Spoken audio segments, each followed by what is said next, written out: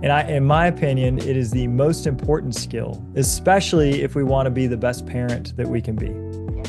And the person that's listening to this can totally attest. When you feel on top of the world, when like it's the best day, and you just feel so happy and so joyful and like so fun, and you have all this energy, that day when your child is throwing a complete tantrum and having a complete meltdown, that's the day that your happiness can lift them up, hold them with compassion, and then just because of your energy, all of a sudden they turn it around. Welcome to the Soaring Child podcast, where parents of children with ADHD learn tips and tricks to help their child soar at home, at school, and in life. We feature interviews with experts, medical professionals, and parents just like you who are learning how to reduce ADHD symptoms using food and other natural strategies. Because children with ADHD deserve to soar just like every other child. I'm Dana Kay, your host. Hello, parents. This is Dana Kay here with another edition of the Soaring Child podcast. I remember a time when I just was constantly completely drained, between managing my son's ADHD, juggling work, and just trying to hold everything together every single day. And I felt like I was kind of running on empty. I'd hear from people, I'd hear them talk about the importance of staying positive. But honestly, between you and me, it kind of sort of felt impossible. I wasn't sort of unhappy because I wanted to be. I just, I just couldn't choose happiness when I felt like I was barely holding it together. But then I started wondering, what if happiness isn't just something that happens to us when life is easy? What if it's something, we can actually build on, or, even in the chaos?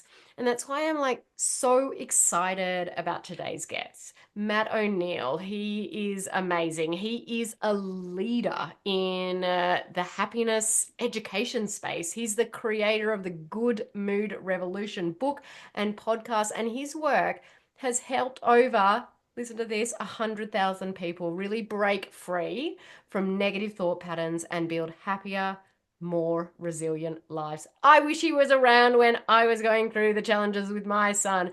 But he doesn't just teach these principles, he actually lives them as a father of four. Take my hat off to that one for sure. I've got two, so four is double the trouble. But he also runs two businesses alongside his wife. So if you've ever wondered how to feel better, even when life feels super overwhelming, then this episode is definitely for you. Matt, welcome to the show. I am thrilled to be here. So excited. You have such a wonderful show and it's going to be so fun. Oh, I'm really, really excited. Look, a lot of people think happiness is something that just sort of happens to us. Mhm. Let's talk about it. Is it really a skill that we can develop, or is it, more of a fleeting feeling? It is completely a skill. In my opinion, it is the most important skill, especially if we want to be the best parent that we can be. Yeah, 100%. And the person that's listening to this can totally attest. When you feel on top of the world, when like it's the best day, and you just feel so happy and so joyful and like so fun, and you have all this energy, that day when your child is throwing a complete tantrum and having a complete meltdown, that's the day that your happiness can lift them up, hold them with compassion, and then just because of your energy, all of a sudden they turn it around. Mm. And if we don't, if we're drained and if we're exhausted, if we're overwhelmed, if it's too much, if it's a burden, all these different thoughts that show up, this is the emotion of overwhelm or hopelessness. And then they throw the tantrum. We're like, oh my gosh, one more thing. Like, I just can't, like, I can't catch a break. I can't catch my breath. And then we might snap at them. We might shout at them. We say something we don't like. And then they're crying. And then we're crying. And so, say it's our happiness that changes their behavior, in my opinion. And with my four kids, I know that the way I show up completely affects the outcome of who they're going to be today. Yeah, 100% spot on there. I love that. I talk a lot about this on the podcast, where that we hold the keys to our child's nervous system. But I love that you're putting it in terms of happiness, because it's it feels heavier about their nervous system. But when it's happiness, it does feel lighter. When life sort of feels like it's falling apart, whether it's parenting struggles or work stress or something bigger, how can happiness possibly be a choice, like in the middle of all of that? Well, there's no one else inside of you that's making choices about how you feel, what you believe, and what's happening. The external world, let's say something goes wrong at work. We're Mhm. losing money or we lost our job. That event doesn't make us unhappy. That event triggers some belief about ourself, and in that belief about ourself is then what turns us happy or unhappy. So there's only 8 negative emotions. And it perhaps if we lose our job that day, we're feeling a whole cocktail of all 8 of these emotions. But one of them is probably fear. I'm Mhm. afraid I'm not going to be able to make enough money and survive. And that's a very real emotion. It's a very real feeling. And then if we're in that kind of fear or anxious state, um, then we can't choose to be joyful at the same time because we're overwhelmed by this feeling. But we can choose to not be in that state. So this is what's so interesting. That's why I love this work, is that once we fully understand fear, that this is one of 8 emotions, but we understand what's going on and we can say, okay, I'm feeling anxious or fearful right now. Then we can move out of that because that is just caused by a series of beliefs about the future. And particularly, we're saying, I'm believing the future is going to be negative. Fear doesn't really exist in the moment. Very famous quote on fear is there's nothing to fear but fear itself. In the moment, we're not in imminent danger. If we just lost our job, unless there's a literally a knife to your neck, and there's not many of those moments in life. And if you've been through one, it was very traumatic. I know. I've been in moments where I've been in danger before, but 99.99999% of the time, we're not in imminent danger, but we're creating these stories of fear in our head. And one of the stories might be if we have a child with ADHD, I'm afraid that my child isn't going to be successful in life. That could be a fear, but it's not a truth. And this idea that I lost my job, I'm not going to have enough money to pay my bills, that's also not a truth. It's just a thought. So we can control our happiness by starting to ask ourselves, what story is creating this particular emotion, and do I want to stay there? So let's talk about that example. We've lost our job. We have Yes. this fear. What do Yes. we do in that moment? So the first thing is to fully accept it. I'm feeling this. This is so acceptance is the first step to all of it. Typically, we don't get to acceptance, and they say time heals all wounds. I think that's total BS. It's not time, it's acceptance heals Mm. all wounds. It's just how much time does it take us to fully accept an outcome? That let's 2 years later, we can look back and say, oh, I got over losing that job 2 years ago. But what if we could get over it in 2 hours? If we could fully accept in 2 hours, I've lost this job. And this is the difference between acceptance and non-acceptance. Non-acceptance is resisting it. It's saying, I shouldn't have lost that job. It wasn't fair. Those people, they did me wrong. They that wasn't right. They let me go and they should have let that person go. This is all non-acceptance. So non-acceptance is arguing with what's going on. Acceptance is just fully accepting it. I've lost my job. There's nothing more to say about it. I accept it. It's the way it is. It's not coming back. I'm not going to worry about it. I'm not going to argue about it. This is the reality. Once we're actually dealing with reality instead of all of these other stories we're making up about it, it's pretty easy. It's like, okay, now I don't have to worry about trying to get revenge against them or hate them or think they hate me or wonder if there's something wrong with me. It's just, I don't have a job. What's the next thing we do when we don't have a job and we want one? We take steps to find one. That's it. without the drama, without all the story, it's super easy actually to get a new job. It's really easy. We start to go look for one. And if we do it with hope and this excitement about the future, and it's usually we're not working with hope and excitement because we're still not accepting it. We're still like wanting to create a bunch of negative stories about how bad it was and how awful it was and how it wasn't fair and poor me and this always happens to me. All these kind of negative stories. If you're trapped in one of those negative story loops, it's really good to just write down all the stories. I like to get them out. I do this in my journal if I'm in a negative frame of mind. I say, what's a negative thought?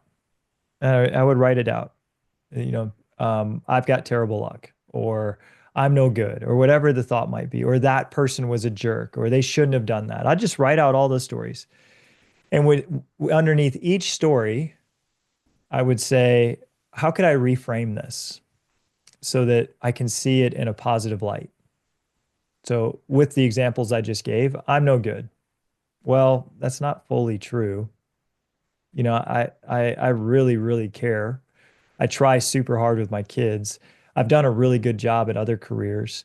I'm actually pretty good. So I'm going to go ahead and reframe this one and say, when I put my heart and soul into something, I'm a really good person. All right. And then we got the next one. That's not fair. Well, I didn't own the company. They get to do what they want to do. Um, maybe I think that they shouldn't have let me go, but they did. It's their prerogative. It was their choice. So actually, they own the company and it's fair because they get the choice. And that's kind of what I signed up for when I took a job, is that they could choose if they didn't want to work with me. So it is fair. All right. So then the next one, that person's a jerk. All right. Well, that doesn't feel good to think they're a jerk. What are some ways that they're not? Well, I've seen them with their spouse. They were really sweet there. Actually, they were super kind to me before. Actually, they were more kind than the other people that didn't hire me because they hired me and let me work there and feed my family for 4 years.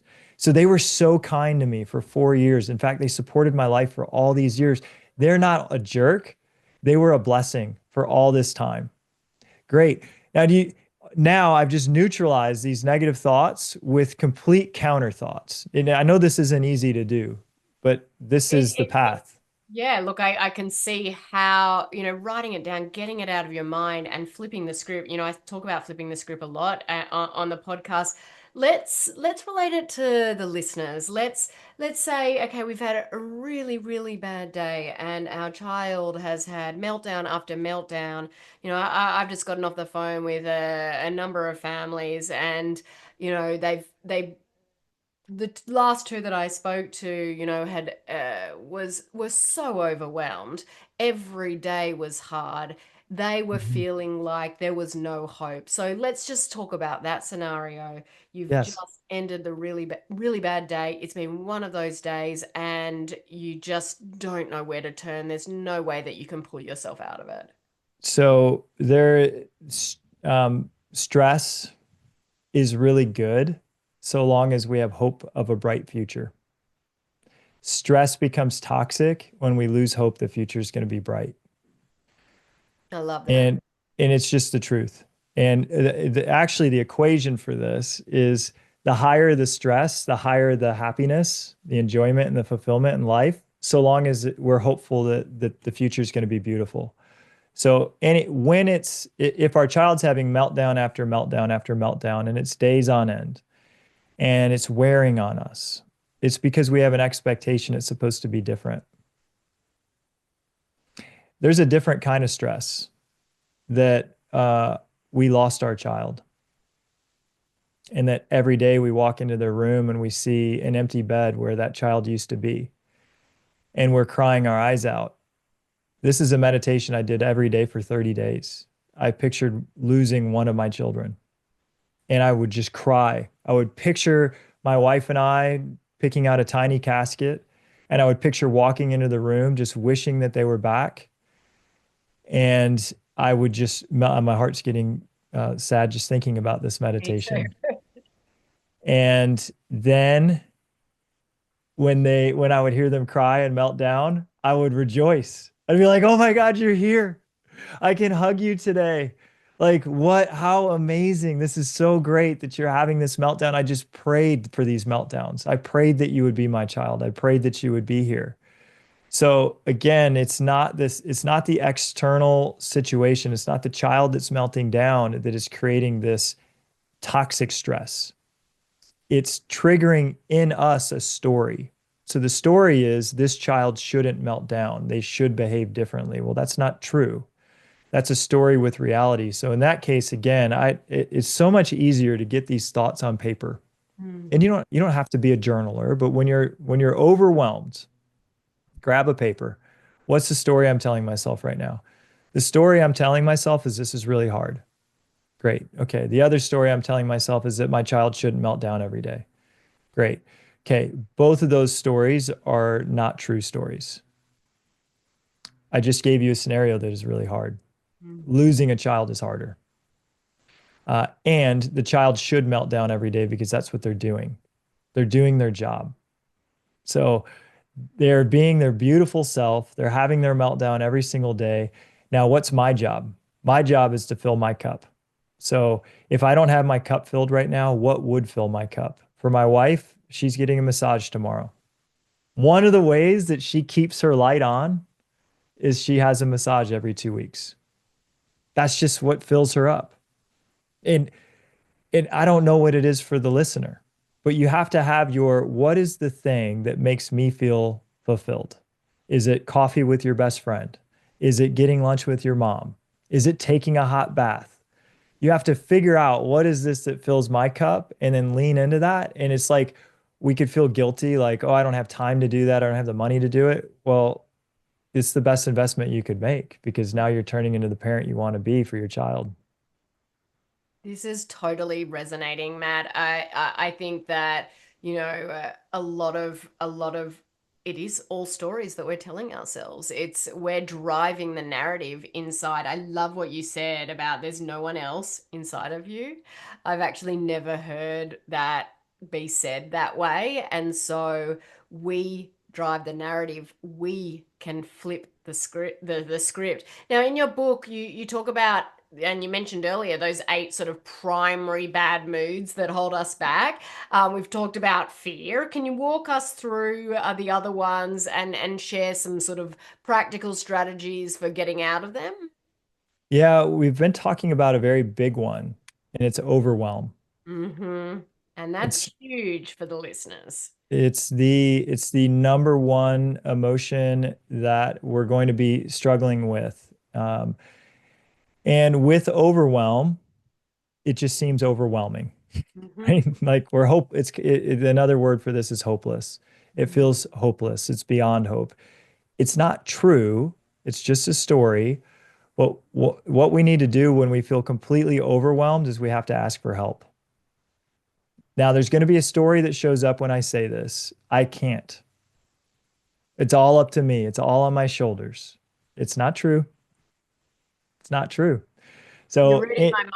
I when you said that, we got to ask for help, and I like the first thing that popped into my mind, not that I'm feeling overwhelmed now, but was like, well, my family live in Australia. uh-huh. I have no family around from me. Who am I going to ask for help? You are so Immediately, of course. And when we're overwhelmed, we fully believe that that's the truth, but it's not.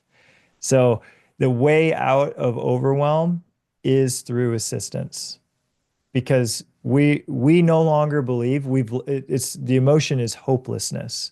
We no longer have hope that we can do it all and maintain a bright light. So that means we can't because we don't believe we can. Now we could, but we can't because we're in this emotion. There's nothing wrong with us when we get into this emotion. I get into this emotion. My wife gets into this emotion. Everyone I know gets into this emotion. It's just normal. It's one of the 8 emotions that are negative. So when we feel it, the first thing to do is just say, this is normal. Everyone feels this way sometimes. There's nothing wrong with me. I'm not a bad parent. It's not like we kind of look on Instagram and we see the families that have it all together and we're like, but they don't feel that way. Yes, they do. They just don't take pictures of it. So so 100%. we all feel this way. So first thing to do is to say this is normal, there's nothing wrong with me and it's totally okay. Matt said this is just a part of life. The next thing to say is that the way out of overwhelm is help. And at this moment, I need help. So it's admitting that I need help. And then when the brain says, but I'll have to do it all. I have to carry it all. Like, there's no one who can help me. It's all up to me. Say, okay, Matt said that I was going to say that, and that's not true. So I'm going to sit down and I'm going to think about who could help me and how could they help me. There are people right now, neighbors, that can help. There's people at the school that can help. There are resources in town that can help. There are children that we can hire as babysitters that can help.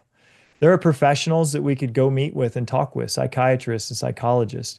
There are friends at work that can help. There are so like we don't even recognize, but there's help everywhere. And human Everywhere. beings love to help. They just love it. They love to like assist you. All you have to do is say, I need some help. And once we start to ask for help and we receive it, it's like the most beautiful thing. The other way to do it is the way that doesn't work. I'm gonna white knuckle it and figure it out. But when we do that, we shout at our kids and we're angry and we're our worst self. We could turn to substances. We could want to hurt ourselves or our child. It's not pretty. Um, and the last thing I want to say on overwhelm is that it's one step at a time. Usually we become overwhelmed because we think about, I can't handle the next 5 weeks of them having a meltdown every day. We don't have to. Mm. We need to handle today. So, what's my baby step today? If I'm too overwhelmed, can I order Chick-fil-A for dinner? Could I just could I just have someone bring me dinner? Could I get the TV dinners that I put in the microwave and just keep them in the freezer for the days that I'm completely overwhelmed and I can't make this nutritious meal and I know that it's supposed to help ADHD to do all these perfect nutrition things, but I'm telling you what will help your kid more is you being in a happy place than you having the perfect nutrition today on this day. Yeah, That's going to help that's going to help the most. I always say one step at a time. Rome was not built in a day. And so, I love that, you're really it we don't need to think about 5 weeks ahead. Let's think about today. It takes it all away. So we've got overwhelm, we've got fear. What else? I'll just name them and then I'll Yes, talk about the other one that's going to show up. So, shame is an emotion that your child may deal with. 100%. And we talk about it a lot on the podcast with Ashley, our parent and child therapist. There's the shield of shame. It's not a true. It's not a truth. God designed your child perfect. God wouldn't have designed your child the way that your child is designed if it wasn't the way it was meant to be. God doesn't make mistakes. So there's nothing wrong, and your child needs to know that they're beautiful and perfect exactly the way they are, and that there's so many gifts for who they are exactly as they are. And it's like you look into nature, and all the flowers are different, and all the plants are different. And it makes up this big, beautiful forest, right? It's the same way that humans are. We're all different. They just need to know that they're this beautiful, unique expression of God, and that they are completely loved exactly as they are, and there's no mistake. That's the counter to shame. The next negative emotion, and these are the most destructive, by the way. Shame's the most destructive one. This thought that I'm wrong. It's just not true. The second most destructive is guilt, that I deserve to be punished. The child can also feel that way, that because I'm so wild, maybe I've been labeled that way from teachers or coaches. Hopefully not from my parents. But if you're a parent and you've labeled your child in a negative way, you don't need guilt over that either. It's going to harm you. So guilt is this thought that I do bad things and I deserve to be punished for it. It's a negative emotion. It's not true. If we do anything, it's not bad or good. It just is. And then there's consequences. So consequences aren't bad. They're just consequences. There's no punishment required. The next most destructive emotion is hopelessness or overwhelm, which we talked about. Then we start to move into some kind of positive ones, but they're still negative. They're still bad moods. There's sadness, Mm. but sadness is really beautiful. If we grieve over how hard it is, that's a step up from being stuck in it so hard. Because once we start to get really sad about it, we're grieving about it, we're more open to asking for help. Beyond that is fear, which we talked about. And then we get to a tricky emotion, is desire. This is where we can say, well, I desire for my child to have the best care. I desire for them to be the best behaved that they can be, to have the perfect diet that they can have. All of that is good. It's good to have this desire for great things, but it turns into a negative space when we don't appreciate them for how they are. And it's this desire is this never ending. I always want it to be different and better than right now. So the counter to that one is just to be really grateful for everything the way it is while we're thinking about how beautiful it could be as in the future. It's like it's beautiful today and it will be also be beautiful then. It's like that's the counter to that. But if we stay stuck in desire, it will be a negative space. Nothing will ever be good enough. The next is the one I was going to hit on, and that's anger. It shows up as frustration, annoyance, and upset about the way things are. And anger can be really, really destructive with kids. It was with me and my dad. Um, so we don't, our anger is, our anger, look, we're a parent. We're going to get angry at our kids sometimes. However, it's best when we start to feel that emotion is to go ahead and do all of the anger management techniques that everyone talks about, like taking 10 deep breaths, just creating a space between the stimulation, which might be the kid breaking down when I've just had a problem at work and I'm exhausted, and give me 10 deep breaths before I respond, because that'll save our child from our wrath. And then the final negative emotion is pride. And we don't need to get into that one as much. It's not gonna affect the parents as much as the rest of them. Matt, this is I love listening to how you explain this and the just the way that you are unpacking these emotions and looking at sadness as beautiful, looking at our child as you know uh, a beautiful thing, and they are made exactly the way that they should be. And when you accept some of these things, how it can just bring this peace, this internal peace into what you see as your life in this moment, and turn such a negative situation into something so beautiful. And I can see that shining through and your message coming out in everything that you say. So But I, it's not a negative situation, right? It's not. yes, It's a situation. it's a situation. It's a Thank situation. It really could be just an amazing situation. Yep. No, I and I'll tell you, like this is all perspective. It's all perspective shifting. This is where our emotions come from, is what perspective we're looking at things. And at any moment, we can shift our perspective and see that this is a blessed situation. mm-hmm. And Yep. if we don't see it as a blessed situation, I know right now, look, I understand there's going to be people that are like, you couldn't say that like murder of a child is a blessed situation.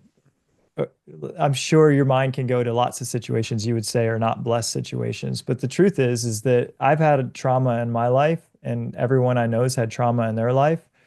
And what ends up happening after years and years of time is that you look back and see that that thing you thought was the worst thing ever and actually ended up creating some things that you never expected.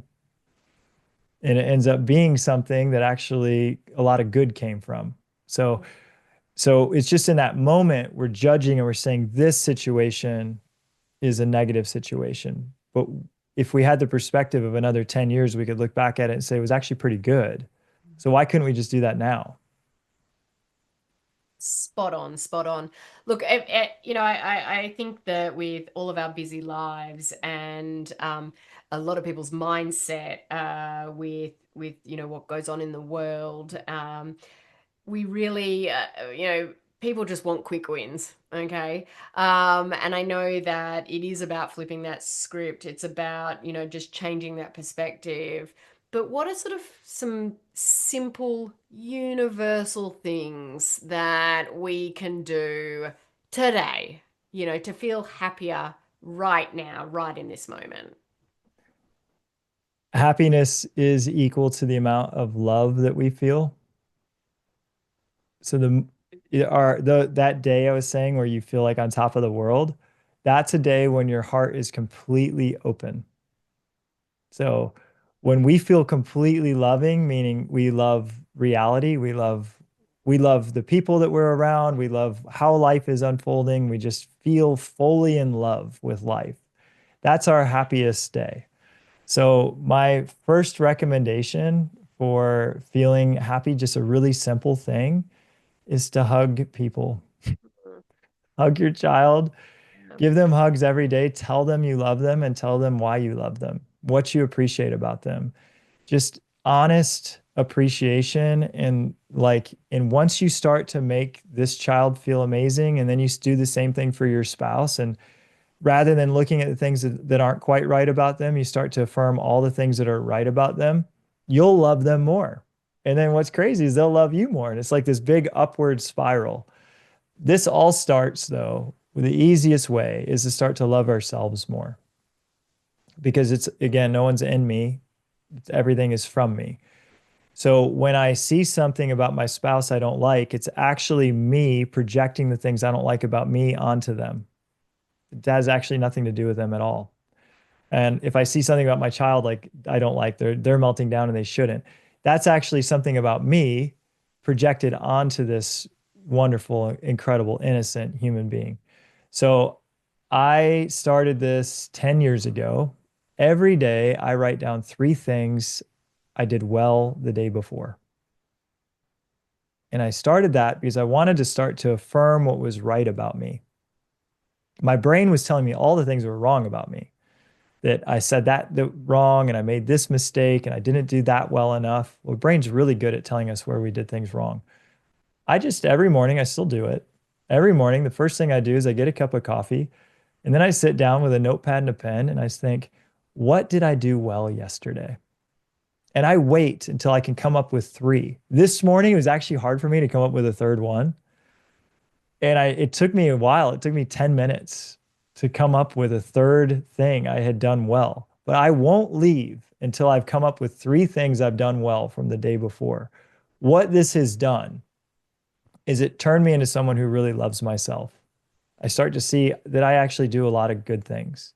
And because I see all the things that I do really well, I see all the things my wife does really well, and all the things my kids do really well, and all the things that people who work with me do really well. Doesn't, I said today it took a long time. What if it did take 10 minutes every day? 10 minutes to become somebody who loves yourself and loves everyone around you is going to make you super, super happy. So it's the simplest way that I've found to help with happiness. Is love yourself first. Matt, I'm curious, what drove the inspiration to go down this journey to write this book? A really unhappy early years. And it's a family line of suffering, mental health suffering. And my dad just had severe mental health challenges and then took it out on all of us. I'm one of four. And then I didn't like myself much because I didn't think much of myself. Um, and then one day by the grace of God, somebody gave me a book and it was a book about how to be like how my thoughts were creating my life. And it was The Secret by Rhonda Byrne, very famous book. And I was like, what? She's talking about how like life could be so beautiful. You could attract the person that you want to be with, and you could have the career that you're proud of, and you could have like your life could just be this incredible, beautiful thing. And she said, if it's not, it's because you've got these thoughts that maybe are creating negative circumstances for you. And it rocked me. Until that point, I just kind of thought life sucks and then you die, right? That was a mantra that I heard growing up. And then hear this thing and I'm like, I was 25 years old at the time. So this was 20 years ago or 18 years ago. And I was like, I have to figure out how to create positive thinking so that my life can be really, really beautiful. And I haven't stopped on that path. I've read 1,000 books at this point about it. Just flown all over the world, met the greatest gurus, spent time with like all the biggest people in the space you could possibly imagine. And it has been the best. So it's happiness is all that really matters, because when we're happy, we're joyful, we're just creating so much good all around us. And that's why I love it so much. Beautiful. Absolutely beautiful. Look, I ask every guest this. Uh, if you could share just one small actionable tip that parents listening today can start using today, what would that be? One actionable tip. I started this a year ago with my family. We, I won't eat a meal without saying a prayer of gratitude for it. And as a family, we at dinner time, we hold hands and we say, God, thank you for this food and thank you for this day. And sometimes my kids aren't feeling it, but it doesn't matter. Sometimes I'm not feeling it and it doesn't matter. And then before I eat my lunch, even if I'm by myself, before I eat, I say a prayer of gratitude, because gratitude is the gateway drug to happiness. And when we can become grateful, even if we're not feeling super happy, it starts to open up our heart to, actually life is pretty good. Gratitude is the gateway to happiness. Mm-hmm. What a perfect note to end on. Matt, I can see your light shining bright from inside. I am so grateful that you were here today to share that wisdom, those tools with all of our listeners, because I know that our listeners can benefit from this greatly in their lives. Please tell listeners where they can find and follow you online. Yeah, the best thing to do if anyone wants to get into more happiness into my world is I have a weekly podcast called Good Mood Revolution. And it's just you've got, I think, the best leader right now with Dana and the Soaring Child podcast on how to like have your child thrive through ADHD. But if you're looking to become a little bit happier yourself, check out Good Mood Revolution as a second podcast in your repertoire. Fantastic. I can't wait to check it out. Thank you once again for being here. Parents, I hope today's episode reminded you that happiness isn't just something that happens to us. It's something that we can cultivate even during those toughest moments. And so, if this conversation resonated with you, I really encourage you to check out Matt's podcast. I'd love if you just take a moment and pass this episode on to another parent who just might need to hear this message today. And if you haven't already, hit that subscribe button so you don't miss out on future episodes that are definitely packed with lots of tools and insights that can help your child thrive. Listeners, thank you for tuning into this week's episode of The Soaring Child. I'm Dana Kay, your ADHD health practitioner. Keep on thriving. Thank you for listening to the Soaring Child podcast today. To learn more about how to help your child with ADHD soar using natural strategies, visit our website at adhdthriveinstitute.com and follow us on social media at ADHD Thrive Institute.